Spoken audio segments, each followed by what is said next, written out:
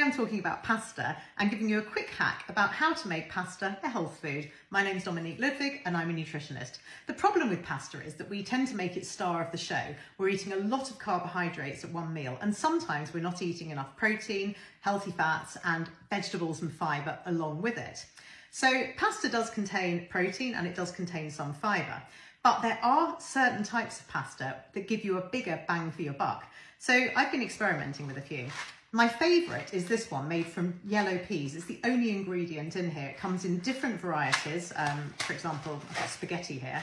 And this contains 21 grams of protein per 100 grams and 12 grams of fibre. So it's really rich in both. So it should keep you full up for longer and keep the afternoon munches away. There are other types as well, like green pea and red lentil. I use these quite a lot in cooking too, but they can have a stronger flavour and they taste a bit floury.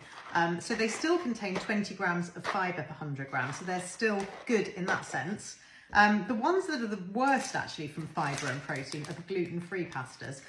They're the lowest of all, so they're the ones that are going to give you the least nutritional value. So if you do have to avoid wheat and gluten, these are a much better alternative because they taste like pasta. And you can add a tomato sauce, a bit of Parmesan cheese, mozzarella, whatever you want, and you don't have to worry so much about the extra protein. Just add loads and loads of vegetables.